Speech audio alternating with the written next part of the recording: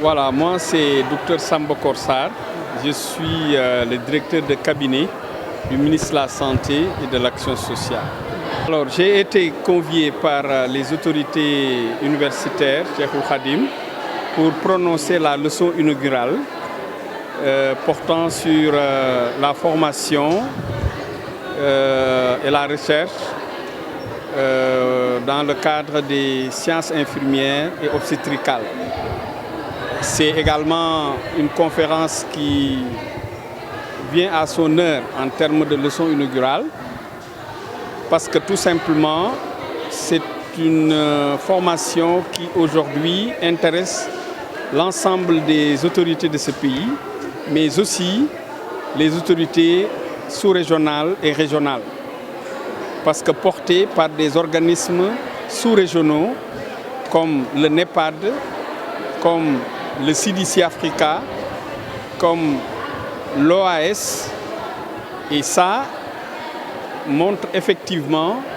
que ce type de professionnel joue un rôle central si nous voulons très rapidement atteindre les objectifs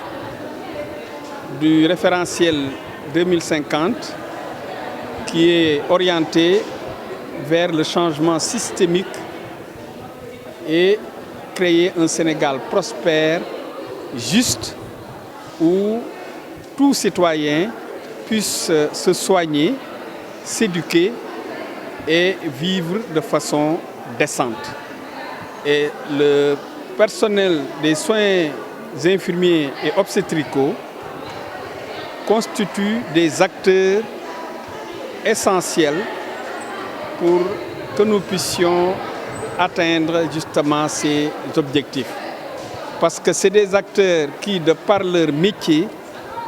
sont proches de la société. C'est des acteurs qui, de par leur métier, travaillent à comprendre les besoins de la communauté, mais aussi font des recherches pour identifier les meilleurs moyens utilisables pour répondre justement à ces besoins-là. Donc c'est pourquoi, encore une fois, cette leçon inaugurale constitue un fer de lance pour impulser la formation en sciences infirmières, particulièrement au niveau des plateformes universitaires. Parce que nos universités ne s'intéressaient pas à ce type d'enseignement. C'était plus laissé au niveau des écoles de formation paramédicale. Et maintenant, avec aujourd'hui l'ouverture de plus en plus importante d'unités de formation et de recherche orientées sur les soins infirmiers,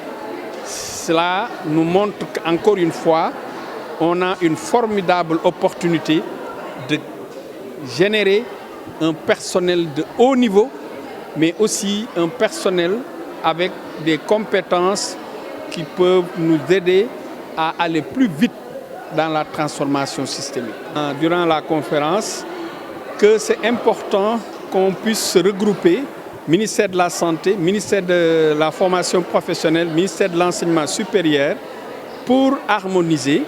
faire en sorte que nous puissions nous accorder sur comment organiser la formation, comment le ministère de la Santé intervient dans la formation,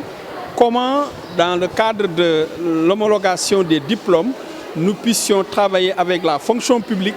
pour que les diplômes qui sont délivrés par les universités sous forme de licence professionnelle puissent être reconnus au même titre que les diplômes d'État qui aujourd'hui sont les seuls diplômes qui sont pour le moment utilisés par la fonction publique pour le recrutement. Donc je pense que très rapidement, cette